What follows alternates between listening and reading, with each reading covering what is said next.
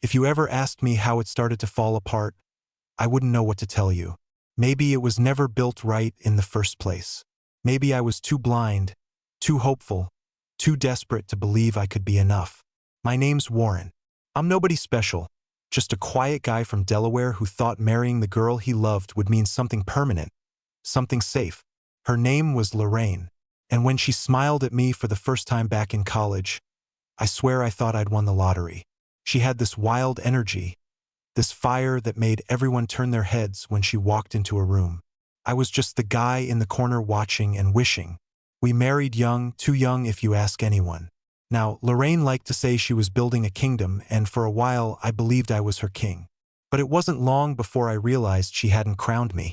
I was just one of the servants, polishing her crown every day with my silence. At first, her bossiness was charming. She made the decisions, what house to buy, what dog to get, what color to paint the kitchen. I convinced myself it was okay because I loved seeing her happy. Isn't that what love is? Giving up pieces of yourself for someone else's joy. But piece by piece, I gave up everything. My dreams, my opinions, even my dignity. I don't remember exactly when she started saying it out loud. Maybe after her second big promotion. Maybe after she began calling me useless in little ways during arguments. But eventually, she said it clear as day. I run this marriage, Warren. Don't forget that. It was supposed to be a joke, I think, or maybe a warning. Either way, I laughed. I always laughed, even when it hurt, because what else was I supposed to do? Argue? Stand up to her? Risk the only thing that gave my life meaning? I didn't understand back then how dangerous silence can be. I didn't know that while I was busy tiptoeing around her moods and burying my own needs, she was busy building a life where I was nothing but background noise. And by the time I noticed how far apart we had drifted, it was already too late. Lorraine didn't need me anymore. She had her friends, her career, her endless list of admirers that she swore were just coworkers or just friends. Meanwhile, I sat in our house watering her plants, fixing the broken faucet, waiting for a woman who no longer looked at me like I mattered. Still, I stayed. I stayed because that's what love was supposed to be, right? Enduring, forgiving, loyal. Or at least that's what I thought. Until one night, standing in our kitchen holding the takeout menu she tossed at me like I was her assistant, I finally heard the silence screaming back at me louder than she ever could. That night, I didn't fight. I didn't beg. I just stopped. Stopped trying. Stopped chasing. I decided, without a single word, to start slipping away quietly, carefully. The way you back out of a burning house without alerting the flames. And Lorraine, she didn't even notice. Not yet, anyway. First, it was small things. I started working late even when I didn't have to. I picked up shifts, volunteered for projects, anything to be away from home a little longer to feel like a person again instead of a prop in Lorraine's perfect display of a life. I figured she'd notice, maybe even ask where I was going or why I wasn't hovering around like a loyal puppy anymore. She didn't. Lorraine was too busy with her networking events, those fancy, glittery parties where she dressed in ways she never did for me anymore. I used to wait up for her, sit by the window like some sad movie character, checking the clock, worrying. But not now. Now, when she stumbled through the door at midnight, reeking of wine and laughter that wasn't mine, I just stayed in bed pretending to be asleep, pretending not to care. I withdrew piece by piece. I stopped texting her throughout the day. I stopped asking about her meetings or her friends or the endless new work trips that seemed to appear out of nowhere. I stopped trying to fix things, the broken garbage disposal, the squeaky door, because what was the point? She didn't notice and I didn't matter. Weeks went by like that, and slowly, like a spider spinning a web she didn't even realize was collapsing, Lorraine's world began to fray at the edges. It started when she needed me for something practical. Her car broke down one morning, and when she called, expecting me to drop everything and rescue her, I didn't answer. I was at the gym for once, doing something for myself, and when I saw her name flashing across the screen, I just let it ring. No guilt, no panic, just a hollow calmness, like I had finally crossed an invisible line. When I got home that night, she was furious. "Where were you?" she snapped, slamming the door behind me. "At the gym," I said flatly, setting my keys down. I needed you. Yeah, I shrugged. Well, I needed you too. For years. She stared at me like she didn't recognize the man standing in front of her. And maybe she didn't. I wasn't the Warren who bent and broke to keep her happy anymore. I was something else now, something she didn't control. But instead of reflection or remorse, Lorraine did what she always did.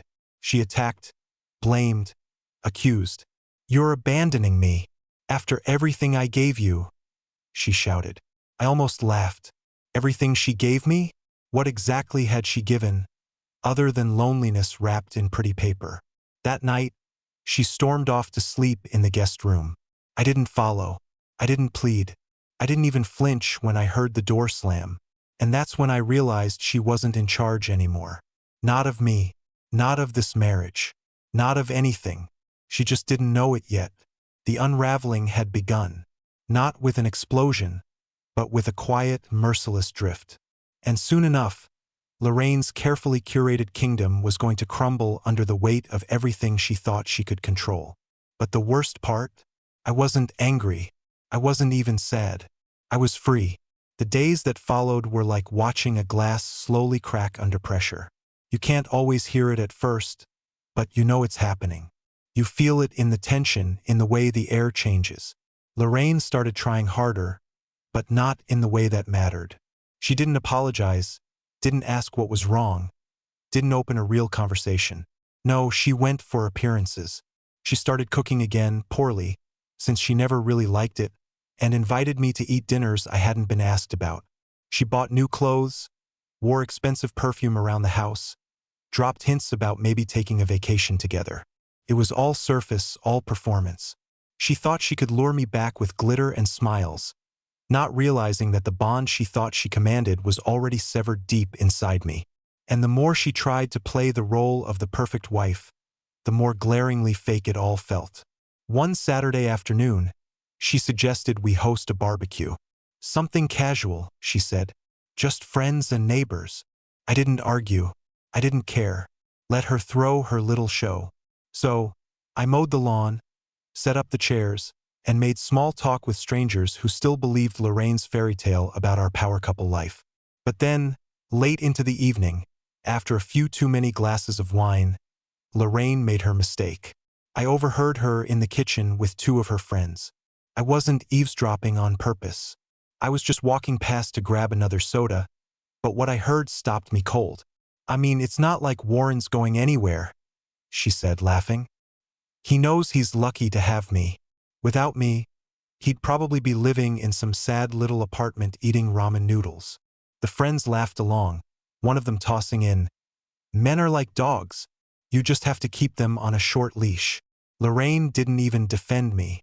She smiled, nodded, raised her glass, and that's when something inside me finally snapped. Not in a rage, not in a scream, but in a deep, irreversible kind of way. The kind of snap you feel when you realize you've been clinging to a rope that's already burned through. I didn't confront her that night. I didn't cause a scene. I just sat there on the back porch, smiling and nodding and waiting for the moment when my silence would become louder than anything I could ever say. Because now I wasn't just walking away emotionally. I was planning my full escape. I started putting things in motion the next morning. Quietly, carefully, like a man preparing for a slow-motion departure from a sinking ship. I opened my own bank account, separate, private. I changed my direct deposit at work. I started selling off things she never paid attention to. Collectibles, equipment, old gear I kept in the garage. Little by little, I built a safety net she wouldn't even notice until it was too late. And every night, I played my role.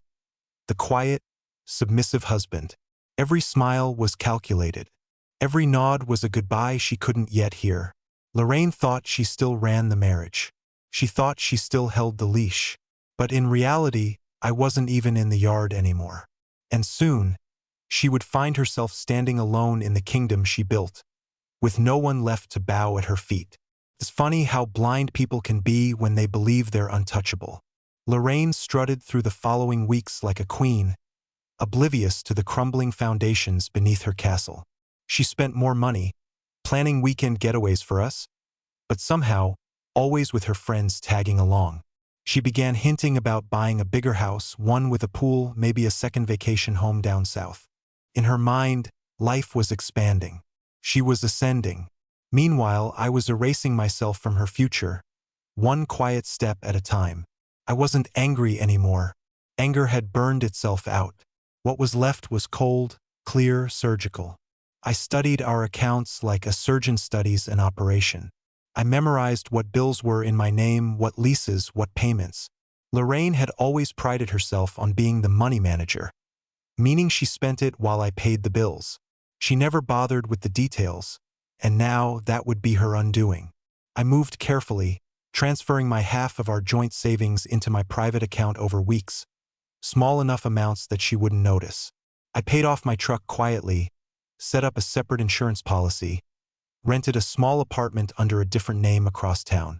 I started gathering my personal documents, birth certificate, passport, anything she could try to use as leverage, and kept them at my office. All of it was methodical. All of it was clean. No fights, no yelling, no warnings. Meanwhile, Lorraine started acting more and more reckless, like she sensed on some primal level that something was slipping but didn't know what. She went out more often, came back later, flirted more openly with men when we were out, daring me to react. Once, at a mutual friend's housewarming party, I caught her giving her number to a man 10 years younger than her. Bold as brass, like I wasn't even standing 5 feet away. I said nothing. I just watched, like an archaeologist observing the final collapse of a dying civilization. Then came the night that changed everything. It was a Friday. Lorraine was supposed to be working late. Team building exercise, she had called it, which was already suspicious because Lorraine despised team building anything. But fine, I didn't care. I was sitting in the living room, half watching some cooking show, when her phone lit up on the coffee table. It was a message preview from a number not saved in her contacts. Had a great time last night. Gorgeous. Let's make it a regular thing. Winking face. I stared at the screen, feeling nothing. No rage. No heartbreak. Just confirmation of what I had already known deep down for months. I put her phone back exactly where it was and leaned back into the couch, letting the truth settle over me like a heavy, warm blanket. She wasn't just careless. She wasn't just selfish. She was gone. The woman I married, or the woman I thought I married, didn't exist anymore. Maybe she never did. And suddenly, I wasn't sad about leaving anymore. I was excited. For the first time in years, I realized that freedom wasn't something I had to beg for. It was something I could choose. Lorraine's empire was about to fall apart. Not with a dramatic confrontation, not with screaming or accusations, but with the quiet, irreversible withdrawal of the only person who ever truly held it together, me. And very soon, she would discover just how little power she actually had when there was no one left to rule over but herself. The next few days were a strange kind of calm, the eerie, almost deafening stillness that you hear before a storm tears everything apart. I moved through the house like a ghost. Lorraine, wrapped up in her own fantasy world, had no idea that the man she once thought she controlled had already mentally, emotionally, and financially disappeared. That Monday, she came home with shopping bags swinging from her arms. New clothes, new jewelry. Another round of things she didn't need but would flaunt anyway. She dropped the bags on the kitchen table like it was a prize she had won and rattled off a list of things we needed to do before summer. Renovate the backyard, upgrade the master bathroom, book a trip to Aruba. I nodded absently as she spoke, my mind already 3 steps ahead. I had met with a lawyer earlier that day, a quiet, sharp man named Ellis, who understood exactly the kind of exit I was planning. He smiled when I explained everything: the separate account, the apartment lease, the careful siphoning of funds, and said words I didn't realize I needed to hear. You're not crazy, you're careful. And that's the difference between surviving and losing everything. Ellis drafted the paperwork that afternoon. Divorce papers that would hit Lorraine like a wrecking ball through stained glass. Clean, final, and devastating. I didn't plan to serve them immediately. No, not yet. I wanted her to feel the ground shift under her feet first. I wanted her to realize that the world she thought she commanded was built on nothing but my silent sacrifices. And those sacrifices were gone now. Meanwhile, Lorraine grew more restless. She started poking at me more, picking fights over nonsense. The trash not being taken out, the dog barking too much, the fact that I wasn't attentive enough. The irony was so thick, I nearly choked on it.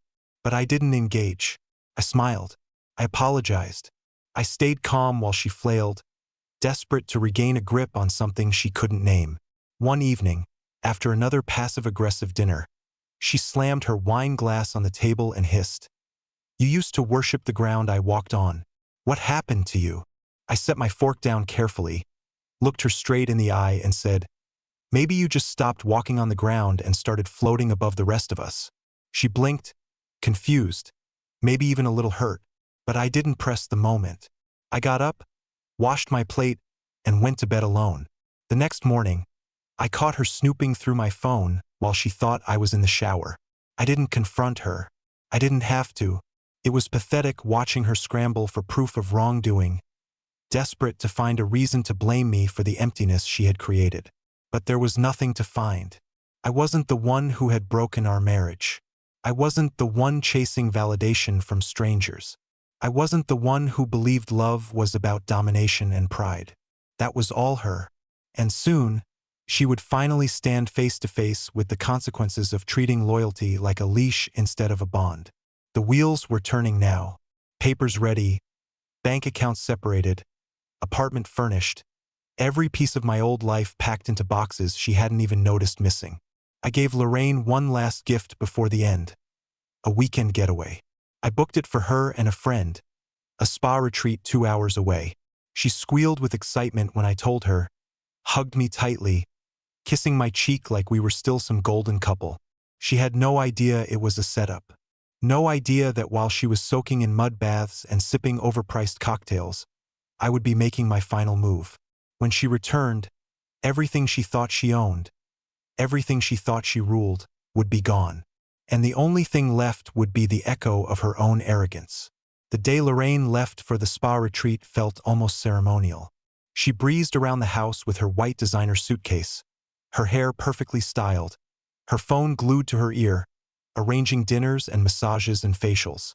I watched from the doorway, half smiling, feeling a strange mix of amusement and pity. She kissed me lightly on the cheek, tossed a careless "love you" over her shoulder, and drove away without a backward glance. I waited exactly 20 minutes after she left before I sprang into action. Everything had been prepared in advance. I didn't need to pack much. Most of what I cared about was already tucked away safely in the storage unit I rented weeks ago. The furniture? She could have it. The house? Hers too. I didn't want reminders of a life that had died long before I admitted it. I grabbed my last duffel bag, made one final sweep through the house to ensure I hadn't forgotten anything important, and locked the door behind me for the last time. No grand goodbye, no lingering sadness, just a clean, decisive ending. At my new apartment, I sat in the living room, surrounded by silence and possibility. No curated, Instagram-perfect decor. No walking on eggshells. Just me, a couch, and a small table by the window. Freedom didn't roar in like a lion. It settled in quietly, like the first deep breath after being underwater for too long. The next morning, while Lorraine was still out at the retreat, I sent the email that would detonate the facade she had clung to for years. It was short, cold, legal. Lorraine, by the time you read this, I will have vacated the home. Attached are the divorce papers drafted by my attorney. You will find your copy with full instructions. I wish you the best moving forward. Please direct all future communications through my lawyer, Warren. No emotion, no explanations, no chances for manipulation. It didn't take long for the fallout to begin. My phone exploded with calls within the hour. First from her, then from mutual friends, then from her mother. I didn't answer a single one. Every voicemail she left became increasingly hysterical, swinging between denial, anger, bargaining, and desperation. "You can't do this to me. You're overreacting. We can fix this. Don't you dare throw it all away. This is your fault, Warren. You weak little coward." But I didn't respond. Not a single word. Later that afternoon, Ellis, my lawyer, forwarded me the first official communication from her attorney. Lorraine had clearly hired someone in a blind panic. The letter was a mess, filled with emotional pleas disguised as legal demands. She wanted alimony. She wanted half of my separate savings. She wanted me to compensate her for the life she had built. Ellis chuckled when he read it. "She's grasping at straws," he said. "She thinks she still has leverage." But she didn't. The house was in her name alone. Her prideful move years ago to prove she didn't need a man. My truck, my savings, my job, all protected, documented, separated long before she even realized anything was wrong. She was left with her things, her debts, her loneliness. Exactly what she had insisted she could handle without me. By Sunday night, the barrage of messages turned pitiful.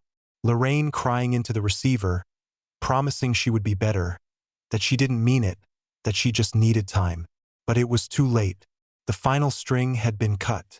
I wasn't angry. I wasn't even gloating. All I felt was a vast, quiet relief.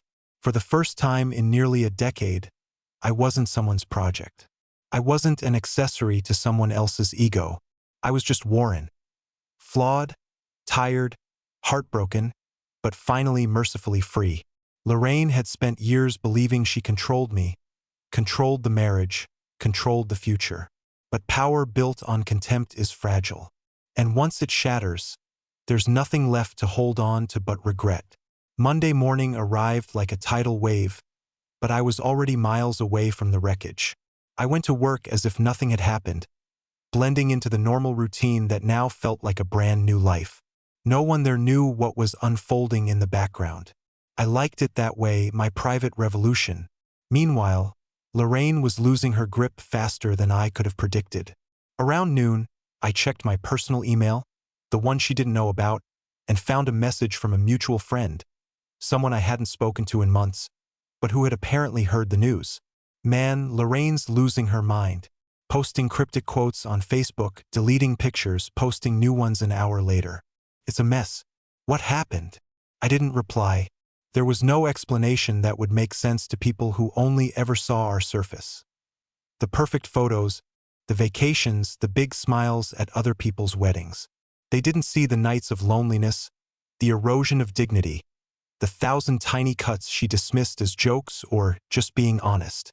Let them wonder. Let them piece it together if they cared enough. I had no more energy to explain myself to people who weren't there when it mattered. That afternoon, I met with Ellis again to finalize everything. Lorraine's lawyer was pushing for a settlement, trying to claw back anything she could claim. But Ellis was prepared. Every transaction, every document, every proof of my financial independence was already neatly filed and ready. Lorraine had thought she was playing chess while I had been building a fortress. When I left the office, I sat in my truck for a long moment, just breathing, really breathing, deep and full, without feeling like I was about to shatter. I thought about how Lorraine used to belittle me for taking things too personally, how she would roll her eyes when I tried to share my feelings, calling me too sensitive or too soft, how she laughed when I cried at movies or mocked me when I wrote her letters telling her how much I loved her during the early days of our marriage. At the time, I thought enduring that cruelty was strength. Now I realized it was self-betrayal. True strength wasn't staying. It was leaving with your soul still intact. And then, as if fate had a sense of dark humor, my phone buzzed again. It was a text from Lorraine. "Please, can we just talk? I made mistakes. I can fix this. Don't throw us away." There was a photo attached, a picture of us from years ago, back when everything had still felt real. She was smiling at the camera. I was smiling at her. I stared at the screen for a long moment, the old wounds aching faintly, not with temptation, but with the familiar pang of mourning. Mourning not for what was, but for what could never be. And in that moment, I realized something so deeply that it almost made me laugh. Lorraine hadn't loved me, not the real me. She loved the control. She loved the devotion. She loved the reflection of herself she saw in my admiration. But the man who admired her had died quietly long ago, buried under years of dismissals and silent resentments. I didn't respond to her message. I didn't block her either. I just let it sit there, unanswered, gathering dust like the wedding vows she had broken in 1,000 invisible ways. That night, in my small and perfect apartment, I made dinner for one and watched the sun set through the window. No shouting, no silent treatments, no battles for power disguised as love. Just peace. I had lost so much. Years I couldn't get back, dreams that would never be fulfilled, pieces of myself I would have to rebuild. But sitting there in the soft quiet of my own making, I understood something else, too. Sometimes walking away isn't weakness. Sometimes it's the bravest thing you'll ever do. And sometimes the people who once said, "I run this marriage," are the very ones left standing in the ruins, stunned, broken, and powerless while you finally walk free. A few weeks passed, and every day that rolled by felt like shedding another heavy, invisible weight. Lorraine continued trying in fits and starts to claw her way back into my life. Calls, emails, even a handwritten letter that showed up at my new apartment door one afternoon. She wrote about how she had grown, how she finally realized what she had done wrong, how we could start over, rebuild what was broken. But the truth was simple. What we had wasn't broken. It was already dust. One evening, as the summer air spilled through the open windows of my apartment, I sat down with that letter. I read every desperate word, every empty promise. I folded it neatly and placed it in a drawer without anger, without sadness, without regret. Lorraine was part of my story, but she would no longer dictate the ending. Instead, I began building something new, something real. For the first time in years, I started saying yes to myself. I reconnected with old friends, the ones Lorraine had pushed away because she didn't approve of them. I joined a small local hiking group. Even though I was terribly out of shape, it didn't matter. No one there cared about appearances. They laughed, joked, stumbled over rocks just like I did. I was just Warren, not someone's accessory, not someone's afterthought. And somewhere along those winding trails, something inside me started to heal. One Saturday, while sitting at a small coffee shop after a hike, I met someone. Her name was Elise. She wasn't like Lorraine at all. No polished armor, no obsession with status. She had paint stains on her hands from an art class she taught and laughed so freely that the whole room seemed to breathe with her. We didn't fall into anything fast. We talked, shared stories. Real ones, broken ones. No pretending, no power games. Just two people battered by life, finding a small island of understanding between them. Elise didn't try to control me. She didn't need me to worship her. She liked me, even the parts one once thought were weaknesses, especially those parts. It was strange learning how to be valued again without conditions. But it was beautiful, too. Months later, when Lorraine's final legal papers were signed and delivered, marking the official end of everything, I didn't feel the urge to gloat. I didn't feel hatred. I didn't even feel a dramatic surge of triumph. I just felt free. I had walked away not only from her, but from the version of myself that believed love had to hurt, that it had to be earned through suffering. That night, sitting under a blanket of stars with Elise by my side, I realized something simple, something pure. Love isn't control. Love isn't fear. Love isn't ownership. Love is choosing someone every day and being chosen back. Freely, joyfully, without needing to break someone just to feel whole. Lorraine had ruled her kingdom until there was no one left inside it but her own reflection. As for me, I chose a life outside the castle walls. A life where I could finally breathe. A life where I didn't have to ask for permission to be happy. And for the first time in a very long time, I knew deep in my bones that I hadn't lost anything worth keeping. I had saved the only thing that ever truly mattered.